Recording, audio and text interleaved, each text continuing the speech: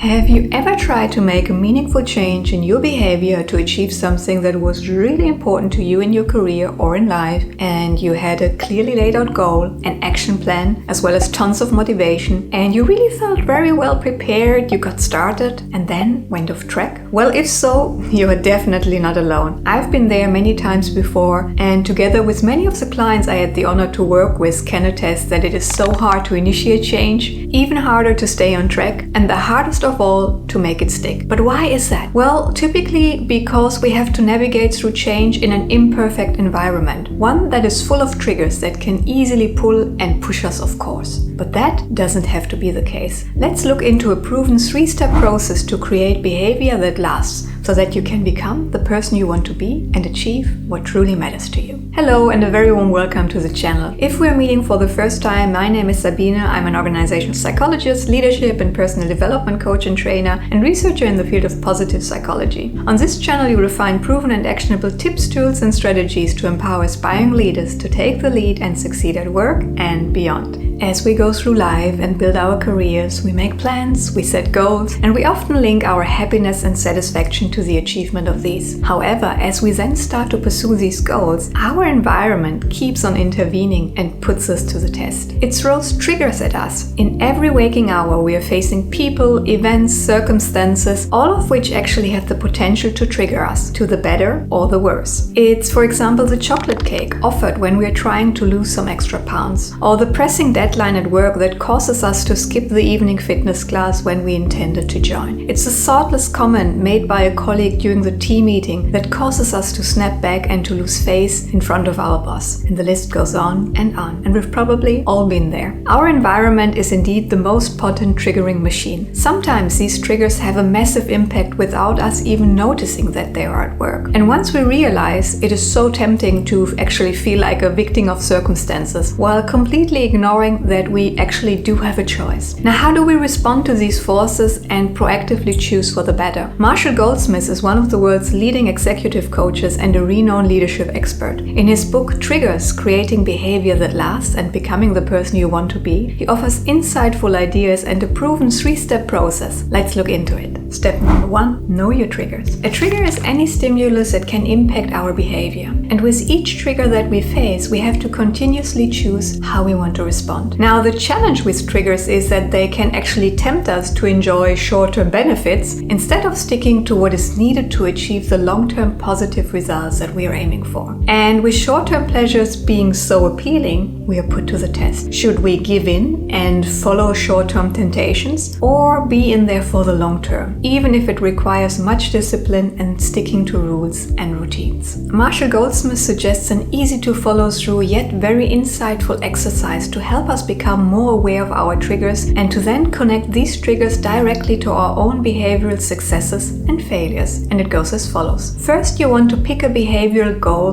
that you are pursuing. Then, think of all the key people and situations that may influence the quality of your performance in that respective area in which you would actually like to initiate a change. And then, if you think of these people and situations and consider them to be triggers, how could these actually cause you to either follow through or deviate from the plan and desired behavior? Then, as a second step, observe what specific response patterns each of these triggers initiates. Be aware of the fact that some triggers might be enjoyable, yet cause you to detour and initiate counterproductive behavior. Keep an eye on both the bigger as well as the smaller actions, knowing that they will all accumulate. Often we excel in high-pressure moments when the stakes are high, just to find ourselves stumbling through little day-to-day moments when we're on autopilot.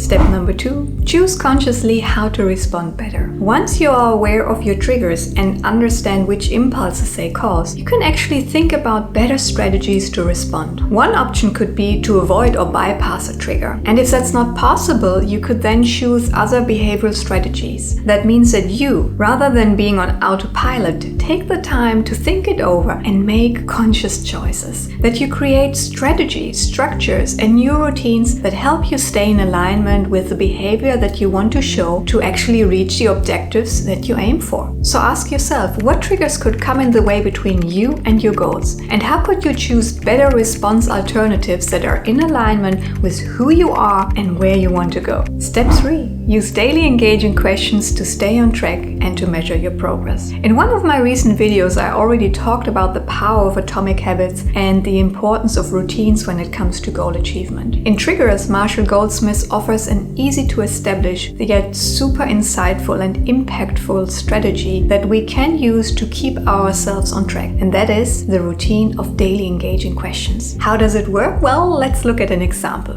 Imagine it's your objective to become a better, more impactful communicator. To achieve this, you want to focus on, first of all, listen more actively. You want to change perspectives to understand the other side better. And you want to use an engaging language to convey your ideas. Now, your goal is clear, and so is the way to get there, meaning the 3 behaviors that you want to show. At the end of each day, you could now use daily engaging questions to reflect on how well you did concerning these behaviors. So instead of just asking yourself, well, did I listen actively, which is a yes or no response, you opt for a different question, which is, did I do my very best to listen actively? Asking ourselves whether we have done our best causes us to challenge ourselves and to no longer be satisfied with good enough. It triggers us to strive for continuous improvement, and as a consequence, we achieve our goals even faster as we get better and refine our strategies over time. At the same time, doing our best questions trigger us to focus on the effort and not the result. We acknowledge that any change in behavior takes time and that any setbacks or challenges along the way should not stop us from pursuing our dreams and goals. If we make an effort, we will get better, and if we don't, we won't. It's as simple as that. And daily engaging questions are a powerful reminder for us to stay on track. So once you've defined your list of questions, score them on a scale from 1 to 10, where 10 really implies that you have done your absolute best. Then ask yourself what the scores are telling you as you review them. Celebrate the wins, but also honor the challenges along the journey. And even a consistently low score gives you important and precious feedback. Maybe there are still some triggers for you to overcome, or other strategies could yield better results, or perhaps it tells you that what you thought is important to you is simply not important enough. And over time, your list of questions will and should evolve so that it remains a potent tool to learn, progress, and achieve your goals. What's key in this regard is that you only put questions on your list that relate to something that is really of significance to you, something that you want to succeed in because it will help you to become the person that you want to be and achieve the goals that you have set for yourself.